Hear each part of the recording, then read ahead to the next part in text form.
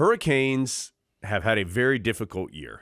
They are just 6-22, and they won their first 3 games. So they are 3-22 in their last 25 games. Now, they have had some things happen. Most notably, of course, Jim Larrañaga, or Jim Larrañaga, if you like to hit the tilde, just left in the middle of the season. He just left after 13 games. And so, obviously, that would shake up your program. Bill Courtney, who had been an assistant for Miami for the last 6 years, he does have head coaching experience, head coach at Cornell for, I think, 5 or 6 years.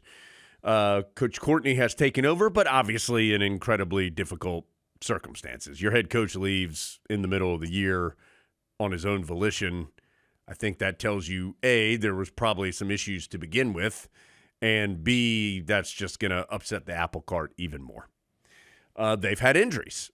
Nigel Pack, a familiar high-level ACC player, was preseason first-team all-conference, has played a big role for the Final Four Miami team 2 years ago. That was 2 years ago. Was on their team and one of their key components last year, and he's only played 9 games. He hasn't played since. Started the first 9 games of the year, injured, and has not returned. Matthew Cleveland, also well-known ACC level, high-level player, was a Florida State player, then at Miami, and he has not played the whole season. He's missed the last 2 games with an injury that seems a little ambiguous, but hasn't played in their last 2 games, which was a 13-point home loss to Virginia Tech and a 37-point home loss to Duke. Outside of those 2 guys, there aren't a ton of returning players. Miami has had a ton of turnover. Norchad Omier plays for Baylor now. Wooga Poplar plays for Villanova now. So they've just had a lot of guys leave. And so when you have a lot of roster turnover, that's hard. I think a lot of roster turnover, as we have begun to learn, sometimes it works and sometimes it absolutely does not work. You can look at Florida State football from this past year, where sometimes drafting a fantasy team of players doesn't work in real life. I don't know if that's been the case at Miami, but certainly the record and some of the context clues tell you that this has been a tough year for them. If they aren't mathematically eliminated from making the ACC tournament, then it would take about 800 right things to happen for them to make it. So I'm confident to say that they are not going to be in Charlotte for the ACC tournament. And so they've had a difficult year and they don't have a lot to play for. Having said all of that, they certainly have some talented individual pieces. If Matthew Cleveland plays, for example, we've seen him in person. He's a very good player. They have a really talented freshman in Jalil Bethia, who's a very good player. Lynn Kidd, who's just trying to play for every ACC team that has orange in their jersey. He's played for Clemson, Virginia Tech, and Miami. He'll try to get to Syracuse next year. He's there. So they have some pieces. And yet, having said all of that, we don't bet on it here on the Carolina Insider. Don't bet on it. But I have to assume Carolina is a large favorite in this game, playing at home. And so if you're Carolina, you are the better team. That does not guarantee you victory. This Carolina team in particular, as we've talked about, even during this better play over the last couple of weeks, is in no position to take anyone lightly. But if they go out and just do their thing, I think the Tar Heels have a good chance to win, but they've got to go do it. And don't let Miami hang around. Don't give them confidence. Because they are individually talented enough that if they start seeing some threes go in, or if you go 5 or 6 straight possessions without scoring against them, then they're going to be jazzed and plenty talented enough to win the game. These are the teams that Miami has defeated this year. Fairleigh Dickinson, Binghamton, Coppin State, Presbyterian, Notre Dame, Syracuse. That's the full list of teams they've beaten. 4 of those 6 are above 200 in the RPI. Ooh, RPI? Or, sorry, net. Sorry. I got excited that we were bringing the RPI back. What is it? We should. College baseball? We should have like throwback metric day. Yeah. What are they in their last 10 going into the tournament? I wish that was a requirement this year. Yeah, that's right. They've lost to Mount St. Mary's and Charleston Southern, in addition to mostly everybody in the ACC and all the good teams they've played. This is a very bad year. I don't think there's been enough discussion of Jim Larrañaga just piecing out in the middle of the year. Well, I do think Miami is a case of what can happen the bad way for NIL. They paid guys and let everybody know they were paying guys, and were happy about it. And it got them 1 year where they were one of the best teams in the ACC 2 years ago. And they made a run to the Final Four, and it was a great year for them. And Jim Larrañaga himself then talked about, you get back from the Final Four at Miami, and he's thinking, man, everybody's going to – what a great run, and everybody's going to be fired up, and a lot of these guys are coming back, and so, we can build off this, and we've done this thing that's never happened, or at least not in recent times. And instead – he got back and he was getting calls from agents of his guys telling him how much more money they wanted, which some of that you reap what you sow a little bit. And some of that, like they were on the front lines of let's just pay all these guys all this money and get them together.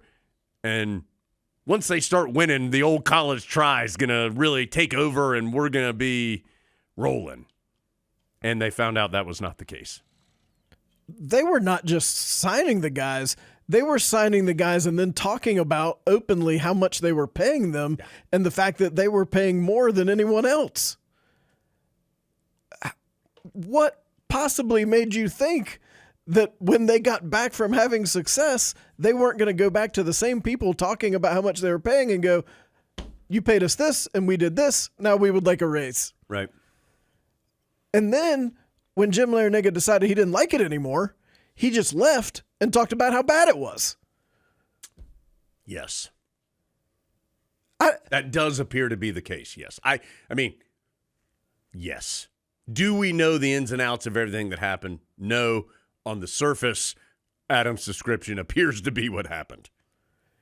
And then they have proceeded to just have one of the worst years in recent ACC basketball history from a competitive standpoint. In conference games, they're the bottom or close to the bottom in almost any stat you could possibly think of. Like, this isn't a fluky 6-22. They've earned it. They're the worst defensive efficiency team in the league. They're the second from the bottom offensive efficiency team in the league. Their effective field goal percentage on defense, the worst in the league. Teams are shooting an effective field goal percentages when you weight three-pointers a little higher, 59%. That is very high. So, this is a game that is going to hurt the Tar Heels in the metrics no matter what happens. You really not only need to win, you need to win in an impressive point margin format, because that does matter in many of these things. So this isn't a case where you can get up by 11 and go, well, I don't think they have any chance of catching up, and then you win by 8. That will be bad.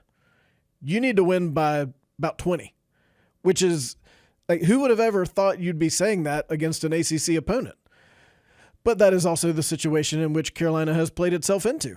Miami's metrics are so bad that this is going to hurt in some form or fashion. You just need to try to make it hurt as little as possible. Game's at noon on Saturday.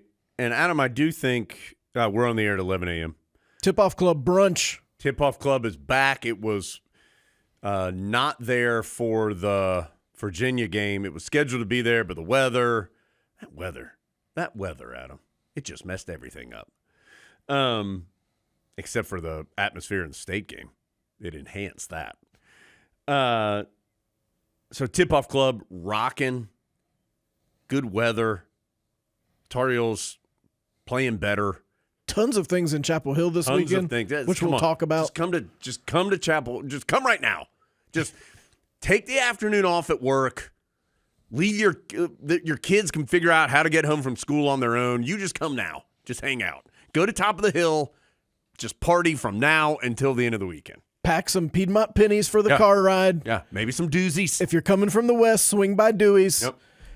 And tell the boss that Jones told you it was okay to leave early. Yeah, we'll do one of those cover letters where it's like the pod says that you can leave work early, and I'll let Adam sign it. Yeah. So then it'll be worth something because Adam's signature will be on there.